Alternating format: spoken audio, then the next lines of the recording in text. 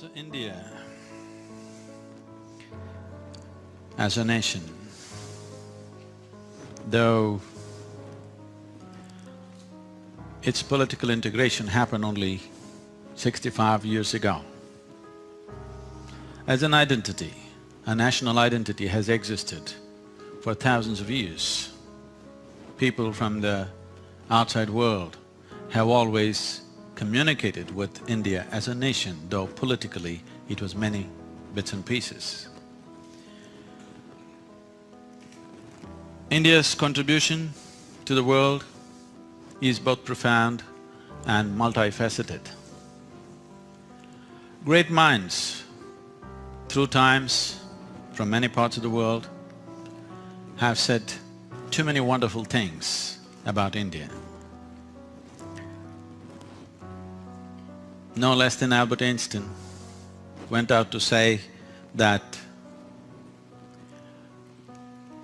not a single significant scientific step could the modern science take without the mathematical basis from India. Mark Twain went further and said, anything that can ever be done either by man or God has been done in this land. Why are all these scientists, thinkers, philosophers, ancient travelers preening about this nation, preening about this culture? What is it that made it what it was? What is it that makes it what it is? What is it that's going to make us what we're going to be tomorrow? The essential nature of this country is… This must be understood because this is all very mixed up in today's context. One thing about this nation is, this is a nation of seekers. This is the only culture which has always encouraged seeking as the basic process of your life. Once you're born in this culture, you are supposed to be seeking. What? Not going to heaven, not God, not something else. You're supposed to be seeking liberation. This word liberation or mukti has been very misunderstood because the greatest liberation that needs to happen for a human being is to be liberated from one's ignorance, one's limitations, one's compulsive nature, to move into knowledge, to move into enlightenment, to move into knowing, and above all, to move from compulsiveness to consciousness. So we established a system, a science, which we called as Samskriti. The word Samskriti today is going off as culture. Samskriti essentially means… Sam means equanimous. It also means exuberance. It also means well. To generate human beings, individual human beings, who are perfectly equanimous within themselves. Why is this so important? This is being again translated today in English language as being peaceful. This is not about being peaceful, this is about being equanimous.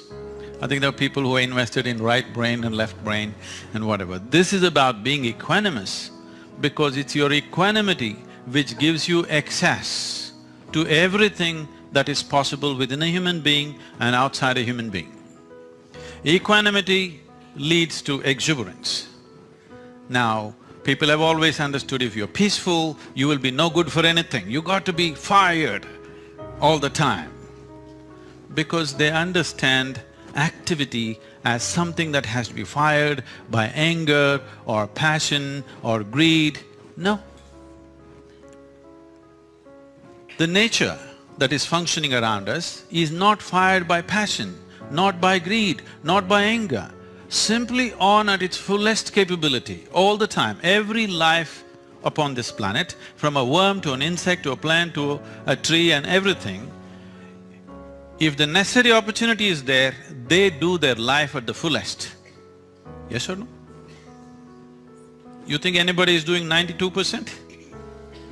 They're all doing 100% life because there is a certain equanimity. The problem with the human being is, he is given an intellect which is capable of many things which no other creature is capable of, And because necessary attention has not been paid, necessary time has not been spent as to how to use such a powerful instrument as human intellect. Now, this has become a major problem for human beings. People are coming to me, this is everywhere in the world. Sadhguru, how to be peaceful? They think being peaceful is the highest goal in their life right now. Even the so-called spiritual people are going about talking as if being peaceful is the highest goal in your life. If you wanted to enjoy your lunch, you must be reasonably peaceful, otherwise you cannot even enjoy your lunch. Is that so? Is that so? So peace is not the Z of life, it's the A of life, it's the beginning. If you want to do anything sensibly, you got to be peaceful and joyful, otherwise how else do you do it? There is substantial medical and scientific evidence today to show you your body and your mind functions at its best only when you're in a certain state of peacefulness and joyfulness within you. It cannot be disputed anymore because there is substantial medical evidence to do this. Now, Samskriti means to bring a state of equanimity.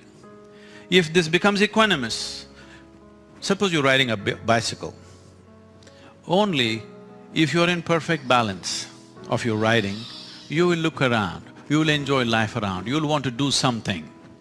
You're struggling with your balance, are you going to do anything other than just managing to sit on the seat? You are not going to do anything. So equanimity brings you to ease. Ease allows you the adventure of being exuberant with life. Exuberance brings well-being. Exuberance of the body, exuberance of the intellect, exuberance of the life energies brings you to the well-being of life. Or in other words, Samskriti means to do life right, the way it works. Doing something right means doing it the way it works, isn't it? And it's very important. Whatever we do it the way it works. Can it? I'm getting very serious. On a certain day, a man fell into the septic tank. I want all of you to visualize yourself in a septic tank. He desperately tried to come out, he could not. Then he started screaming, "Fire, fire!" His neighbors heard this fire call and they called the firemen. They came rushing, looking all over the place for fire. No fire, no smoke. Then they found this man, they pulled him out and asked, "Why were you screaming fire? Where is the fire?" He said, "If I said shit, shit, would you come?" Unless you do the right things will not happen to you. That is true with the world around you, that is true with what's within you. So Samskriti focused essentially on developing a human being to his fullest capability. Today we're running schools like this, where it's not oriented towards anything, not loading a child with information, just develop the body and develop the mind to the highest possible skill, to the highest possible capability, and anything it can do. A human being, the immensity of being human has been completely missed because no attention has been paid to this. We are always busy how to fix the world, how to fix the world, how to fix the world. The world need not be fixed. If we generate the right kind of human beings, the world will be a wonderful place to live in. We are the only problem right now, isn't it? Is any other creature a problem on this planet? This is the only one because this came with a higher capability than others. It is like you are given a technology which is… you're not willing to… you're still in hammer and anvil technology, that level of involvement, but you have a very high tech on your hands, you are going to be a disaster. This is what humanity is becoming slowly because the whole orientation is about how to make the world. No, you don't bother about the world. You learn how to make individual human beings into great human beings, the world will be a great place to live. So Samskriti just means this, to bring this equanimity which translates into a natural exuberance and well-being of life, because only one who is at complete ease with life, he will adventure into anything that's available. One who is not with ease with life will naturally put limitations upon himself and do only what is safe to do and nothing more. Yes? If you can ride your bicycle hands-free, that is when you would adventure some more tricks, isn't it? If you can barely balance, are you going to try something beautiful? No, you'll just… if you reach from point A to point B, that's an adventure by itself. Now this process of what we are referring to as Samskriti is about understanding the human mechanism, because upon this planet, of all the gadgets that we have seen, from the simple phones to computers to whatever we have seen, this is the most sophisticated gadget. Is that so? Do you agree with me at least? Even if it's not been put to use, do you agree that this is the most sophisticated gadget upon the planet? This is the gadget. Right now, so much attention on the iPhone, the eye has been forgotten completely. Because it's out of this gadget, every other gadget fell out. And this gadget is capable of producing another million gadgets if you allow it to, if you explore it in the right context. Our educational systems, our social structure, general orientation of life upon the planet today that we are culturing it, does not support inward looking. Inward looking does not mean contemplation. Your body and mind is not considered inward, because both these things you gathered from outside. The body that you have right now is just the food that you've eaten, isn't it? It's a piece of the planet that you gathered. What you call as my mind is just a heap of impressions that you gathered. This is very accidental and social, nothing existential about it. Right now, if you look at your own lives, you are largely a psychological case, not an existential case. Yes or no? What you think and feel has become far more important than what is real, isn't it so? Yes? Today morning, sun came up on time. You know this? The planet is spinning perfectly well today. The whole universe is going great. Everything in the cosmos, these billions of galaxies are all going perfectly well today. But you have one nasty thought crawling through your head and it's a bad day, isn't it?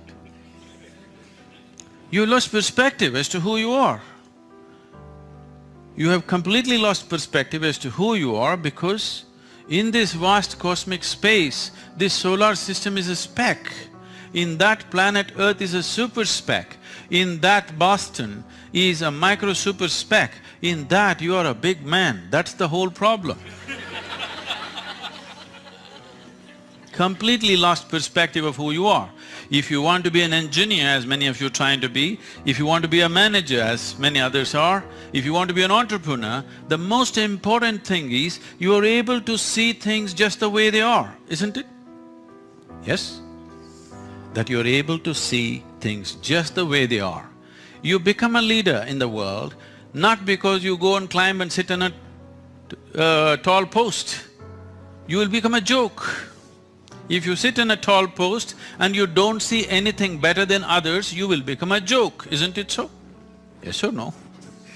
The idea of sitting on a perch is that you can see better than others. You're able to see something that nobody else is able to see right now. That makes you a natural leader. You don't have to climb a post.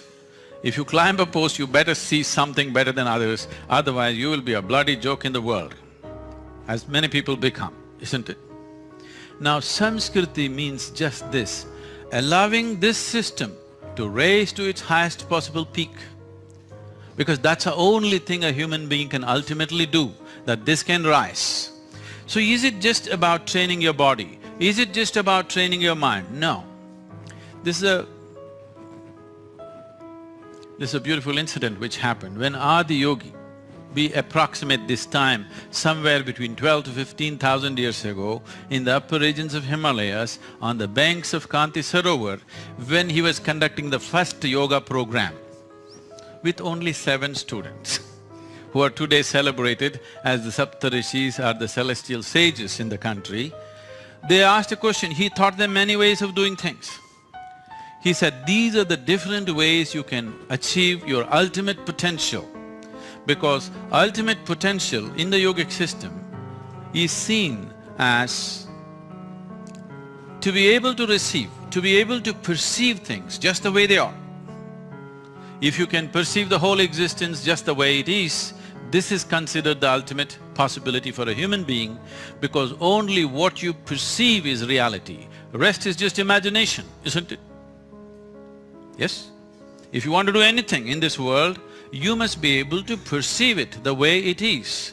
So, it is seen perception or being able to see everything just the way it is considered the ultimate potential of a human being. What you do out of it, what you don't do out of it is up to you. The times of the history will decide that. Suppose 1,000 years ago, you had an IT idea, okay? Maybe you would just remain with the idea and not done anything about it, isn't it? Because what you do and what you do not do is decided by social and world situations. But your ability to perceive is most important. There is no work on human perception at all in the modern systems of education. We believe they will learn on the way. And that's going to be very distressing and stressful because today I see successful people are the most stressed out people.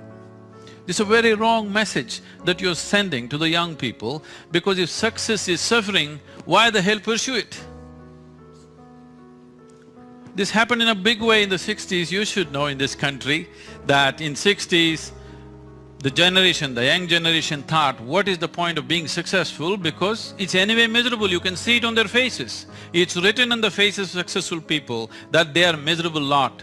So smoking pot on the street side is actually a much better thing to do, at least we're happy. This is the message. If successful people show a miserable face, this is the message, isn't it so? This is the message to the youth, this is the message to the world. Because once this message happens in any society, it is a disastrous society. It is once again rising in this society. That message is going again, beginning to happen. Once that message that success is a bad thing goes across to any society, that is surely down the drain society, it's going there. We have to send the message, see, in your life, whatever you may be doing, whether you're running a major business or teaching here or learning here or just hitting a golf ball, it doesn't matter what you do, but you want to succeed, yes or no?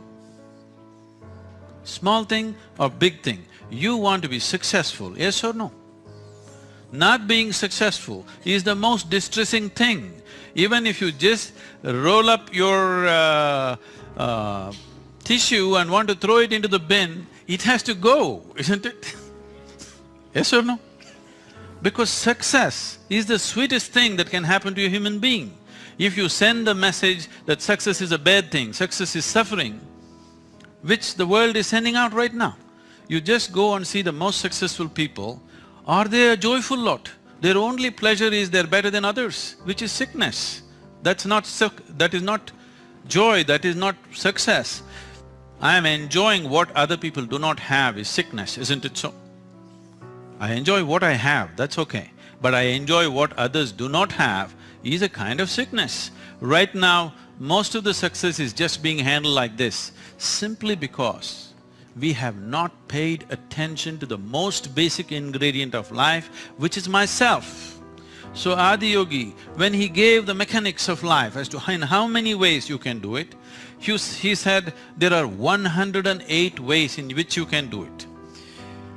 With the available time, I will not go into the mechanics of why this 108, but anyway, because in the energy system of this body, we recognize 114 major points where the energies meet and redistribute themselves, the junction points.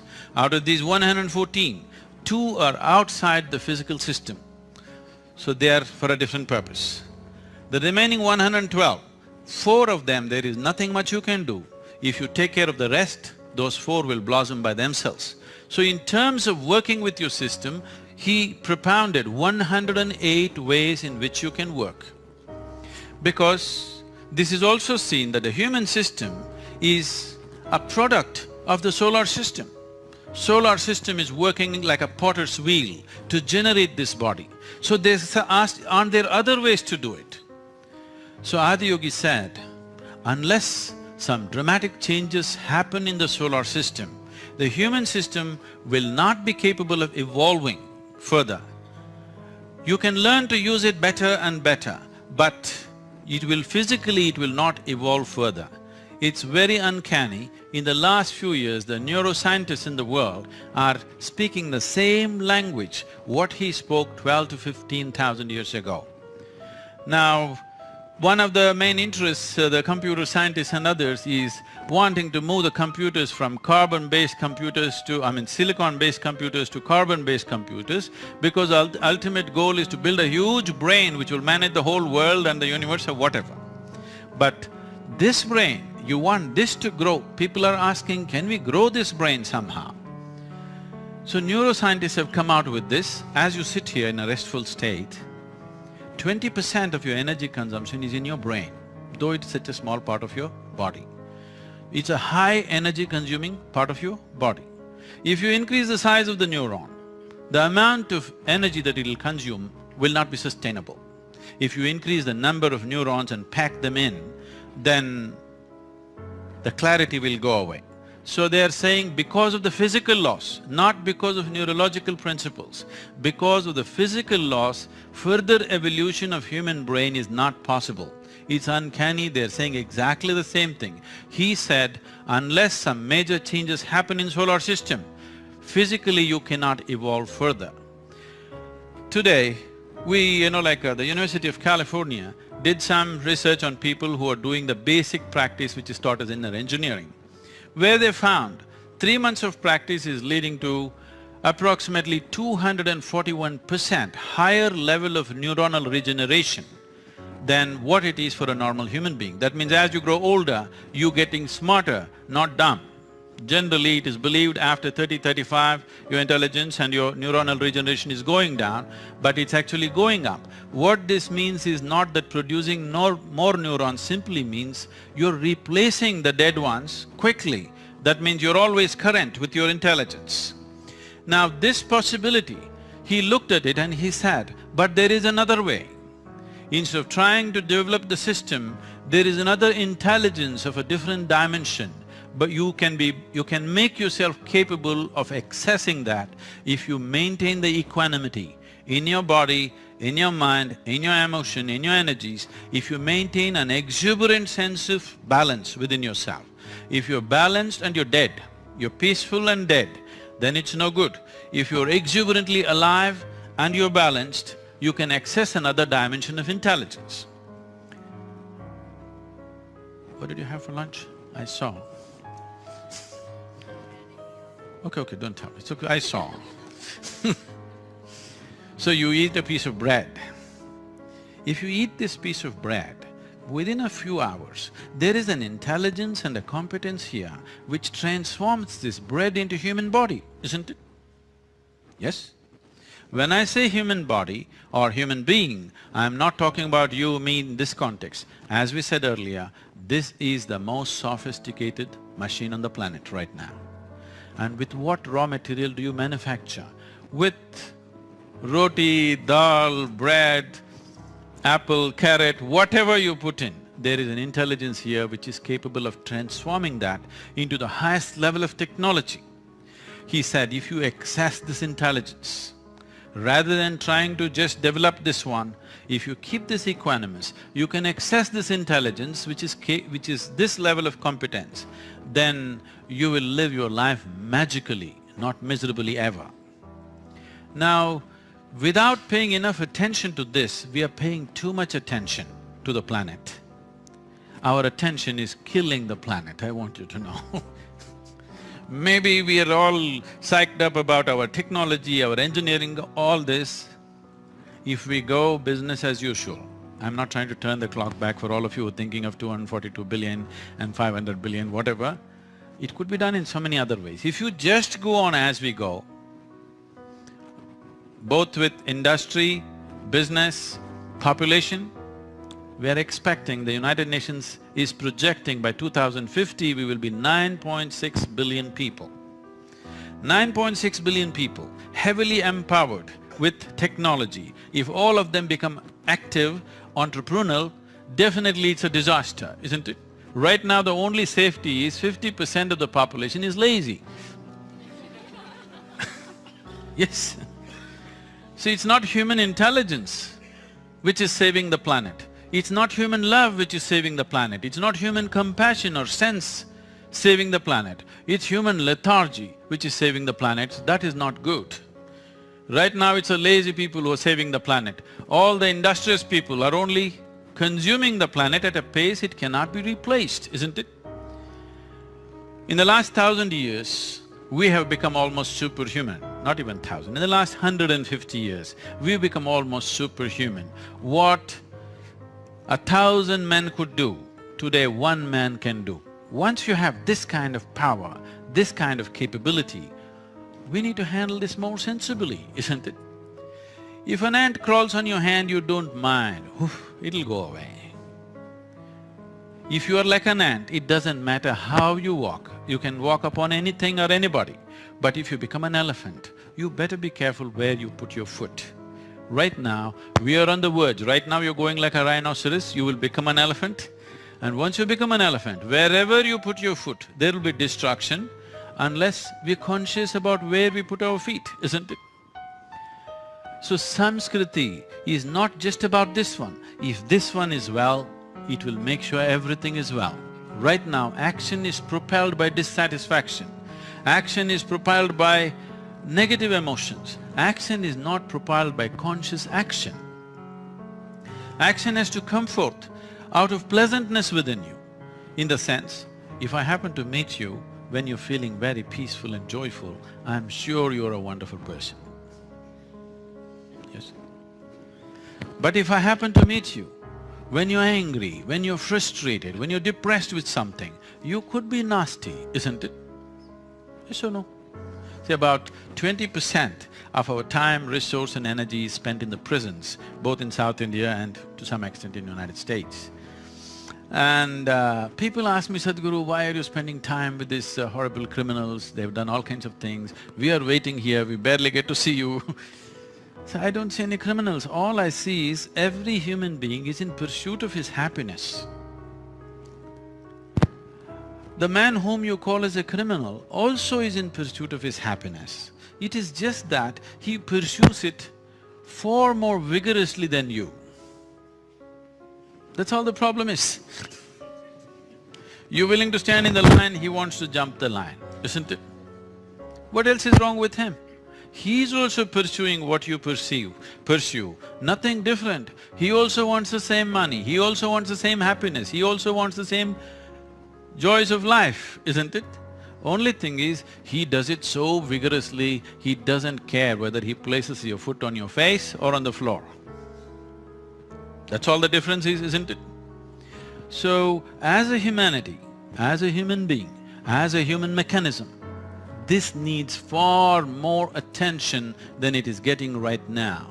If human beings pay enough attention to this human mechanism, if one realizes the immensity of what it means to be human, we would handle every aspect of life in a completely different manner, in a way that it's good for every life, including ours. Because our well-being is not exclusive of what's happening in the world or what's happening to other life around us. Right now, our intellects have largely become exclusive. When I say exclusive, you think you're special. No, you're excluded, that's what exclusive means. It needs to happen in a more inclusive way. Right now, in your mind, maybe you can't stand the person who is sitting next to you. But what they exhale, you're inhaling, no problem, isn't it? Yes? Life has always been inclusive. What the trees exhale, you inhale, what you exhale, they inhale, and all the time transaction is happening. But in your intellect, if you don't like this person, you are resisting, you become exclusive. But life is happening in an inclusive manner. Your intellect, your mind, your emotion has to serve the life, not the other way around. Once your intellect, once your thought process is working against the life that you are, being happy is once in a way.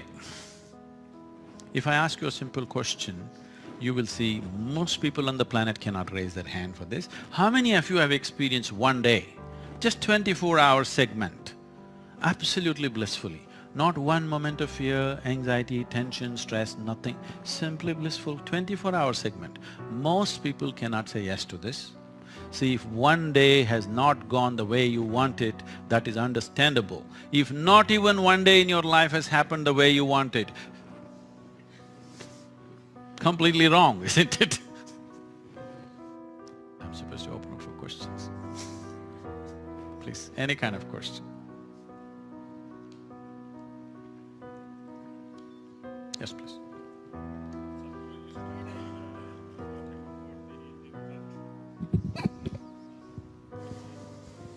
Mainly about Samskriti. So what is this Indian culture? And is this Indian culture under threat, or is it thriving, prospering and making a better world, or is it losing to the bad world? I did not talk about Indian culture, I said Samskriti. I know today the word Samskriti has been translated as culture. Essentially, Samskriti means the science of developing the human mechanism to its fullest capability. That was our culture. So we produced some of the greatest minds on the planet when the rest of the world has not even thought about anything fundamental. When people were just fighting for survival, we came up with mathematics, music, astronomy, things that have been done in the past, which most Indians are unfortunately ignorant of, is too phenomenal to be ignored. But because we've been under occupation for almost 1,000 years, we produce musicians, mathematicians, astronomers, all kinds of people. So, we got so involved in intellectual pursuit, we didn't have fighting men. So when a few hordes of people came from outside, actually the initial people who came, they came as bandits. But when they saw it was such an easy run, they became conquerors. They just wanted to rob, rape, loot and run. This is what they did. But then they saw it such an easy run because people are all kinds but not soldiers. Because of that, occupation happened, over 1,000 years of occupation. In spite of that, with swords and guns, serious attempts were made, but still we did not lose it. But today we're kind of losing it to the MTV. I meant money and TV. So, are we going to lose it? No, because what you need to understand is, this is not something that you can gain or lose, but it could become weak. It will wait for its time and again rise somewhere else. But we want it to rise when we are here. That's the most important thing. It may rise after 1,000 years. That's not what we want. We want it to rise when we are here, because Samskriti is not about Indian or non-Indian. Samskriti is about the human nature. Samskriti is not… I'm refusing to use the word culture because it's not limited to a national or geographical identity. Samskriti is about how to do it right within yourself, how to do this life right. This is not relevant to any particular country or particular culture, this is relevant to everybody. In every culture, they have tried to… every human being is always trying to find some way how to do it right. Aren't you constantly battling how to do your marriage right, your profession right, your business right? Aren't you constantly looking at it? It is just that in this culture, they assimilated these things not by looking at the existing situations, but by observing the human mechanism, what it can do, what it cannot do, what is the way to handle this. Right now, people are trying to find solutions based on situations.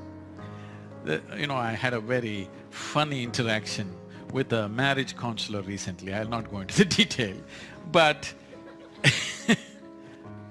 he's been counseling people and he came to me and all the mess that he's caused in all these years, he confessed with me and because he looks at these two people and understands their problem reasonably well and arrives with a solution. Okay, next time anybody comes, this is what I'll do. Now these two people will come. It's a unique problem, isn't it? Yes, your marriage is a unique problem, isn't it so? Is it a common problem? No, it's a unique problem. Nobody else creates the problems like you do, they create it in some other way. So now he applies this solution to those people and sees a disaster evolving, and he arrives at a different conclusion and takes this new solution to another people. A series of disasters. We are doing this not just with marriage, we're doing it in the marketplace, we're doing it with the world, we're doing it with our children, we're doing it in every sphere of life, isn't it? We said, this is it today. After 10 years, we said, that was perfectly wrong, this is it, now we know it. So they did not evolve like this. They looked at the human mechanism, what has to happen within this for this to function at its best? If this is functioning at its best, everything that it does will naturally be okay. See, right now, you have a car. You want to go to New York. How to fix the car to go to New York? No, you have the car fixed so that it works. You can drive it wherever the hell you want, isn't it? Isn't that the way to handle any mechanism? This human mechanism needs to be fixed that way. You fix it in such a way, we don't know what life will throw at us. Maybe life will make you an academic, maybe life will make you a businessman, maybe life will make you just a married man. No, sometimes it can become a full-time business. Whatever, life may throw things at you. The important thing is how to be, isn't it? How to manage this one. So, we evolved a whole science and technology. As there is a science and technology to create external situations, there is a whole science and technology to create inner situations. Today, these things, simple things are looking so complex. For many of you who've grown up in traditional Indian families and moved to the West, it confounds you how such simple things are such a big problem. Childhood is a problem because you're small. Adolescence is a problem because you have hormones, or your hormones got your intelligence got hijacked by your hormones. Middle age is a problem because hormones are going down. Old age is a serious problem because hormone replacement is not happening the way it should. I'm saying every stage of life is becoming a problem for a human being. In all this, to produce something on the outside, the tension, when you yourself are such a big issue, how will you handle outside issues? It is taking such a toll. People are being successful, but they're suffering their success. That's not fair. Because to move from a place of a zero place to move to a successful place, you have sacrificed and done many things, isn't it? Yes or no? So many things are done. Right now the boys should be out having fun, but they're sitting in a university and studying things that are not interesting for them. Because they believe if they acquire this knowledge, tomorrow they will be successful and their life will be wonderful. They will be successful. Life will be wonderful, that does not depend on what you acquired. Life will be wonderful or not will be determined by what happens within you, isn't it? That knowledge is not there means acquiring, which can be easily done. You know, I was in a medical conference. I'm not a qualified doctor, I'm not qualified for anything. My father, being a physician, was so worried. He's not qualified for anything. What will he do? What will he do? I told him, see, if I become something, if I become a doctor, engineer, I can do only that. If I'm not qualified for anything, I can do anything I want. So I go stand in a medical conference and I'm talking to them about something and I'm using all medical terminology. They said, this is not possible. How is it? You must be a doctor. I said, no. Then where are you getting all this information? Well, I'm stealing it from you, you're sitting right here. You studied all those books, I will steal it from you, what's the problem? Because knowledge must be stolen, isn't it? Now, I don't like the intellectual property nonsense, because knowledge must be stolen, you must throw it out. You shouldn't even wait for it to be stolen. It must be thrown out, it shouldn't be walled in. That's what the whole IT, information technology means, to disseminate knowledge without any hurdles. And right now, just see what a hurdle each human being has become within himself. That nothing enters him, nothing leaves him. It's a very constipated consciousness. This needs to change. If you want to see a great world, don't try to work for a great world. We have to work towards great human beings. If great human beings happen, great world is a consequence, isn't it? But we are trying to do it the other way around. So bringing it back into our education systems, bringing it back into universities is very, very important. Our children, it doesn't matter which part of the world they come from, because the national boundaries will become meaningless over a period of time. It is very important the next generation of people come equipped with the capability of being wonderful human beings, that they are not successful and constipated. Very important, isn't it? So it's a technologies of well-being, not a culture. I'm trying to get you off the culture word because it's a bad culture. Please. One final question.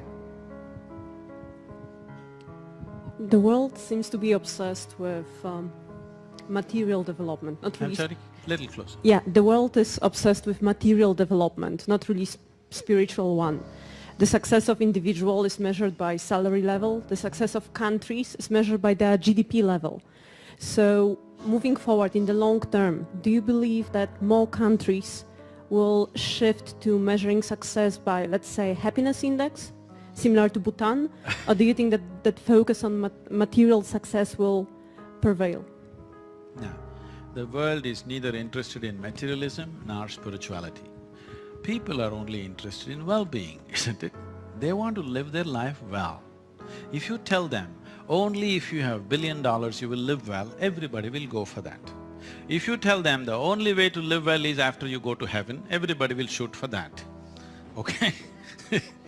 Or if you tell them, if you do certain things with yourself, you could live well, they'll go for that. So culturally we can create orientations, but you need to understand nobody is interested in either money or marketplace or God or heaven. I want you to understand this. They are only seeing it as a means to live well, isn't it? If you have this much money, you can live well. Or if you go to heaven, you can live well. These are different concepts being thrown around, but essentially people want to live well. What does living well mean? When do you feel well? When you're joyful, when you're pleasant within yourself, you feel well. If your body becomes pleasant, we call this health. If it becomes very pleasant, we call it pleasure. If your mind becomes pleasant, we call this peace. If it becomes very pleasant, we call it joy. If your emotions become pleasant, we call this love. If it becomes very pleasant, we call it compassion. If your very life energies become pleasant, we call this blissfulness. If it becomes very pleasant, we call it ecstasy. If your surroundings become pleasant, we call it success.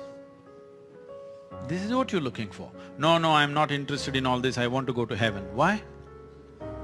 Because the marketing department from heaven has always been telling you it's a very pleasant place.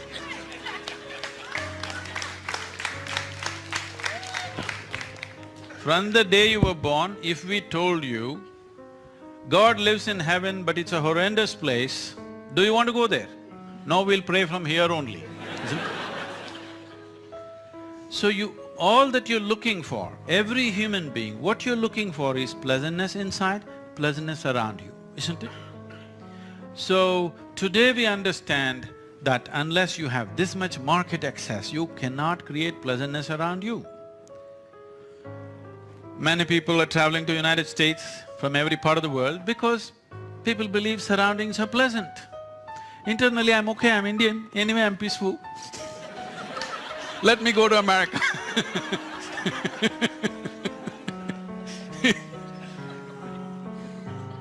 People are traveling and coming here not because they have fallen in love with USA, because they believe their surroundings will be pleasant, isn't it?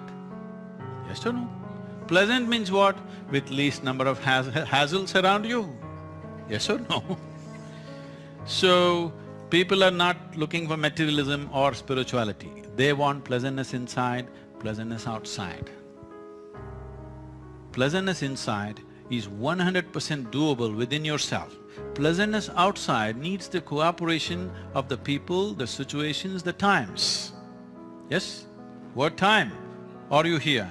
You are very peaceful and wonderful, but there's a war going on in front of you. Outside making it pleasant is out of question, but internally you can be pleasant. So one challenge about this is external situations. When we talk about economics, as people have been discussing economics, they've not been talking technology, they've been mainly talking economics. They're talking about economics because it is a way of creating external pleasantness. And you know all the challenges that they've been discussing, because to create external pleasantness, there is a whole lot of cooperation that has to happen from the rest of the world.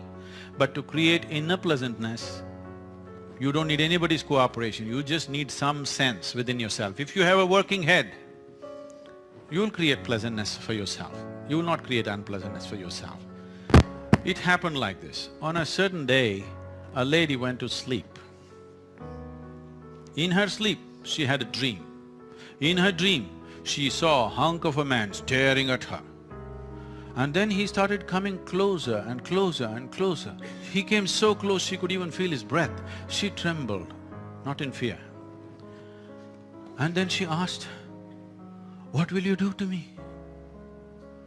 The man said, "Well, lady, it's your dream." What's happening in your mind is your bloody dream. Now, right now the problem is not that life is not happening the way you want it, marketplace is not happening the way you want it, the world is not happening the way you want it. Even your dream is not happening the way you want it. At least that we must fix. That's easy to fix, isn't it? Fixing the world, fixing the marketplace, fixing outside situations takes much more effort. At least your dream should happen the way you want it. If you're right now having a pleasant dream, is it nice for you?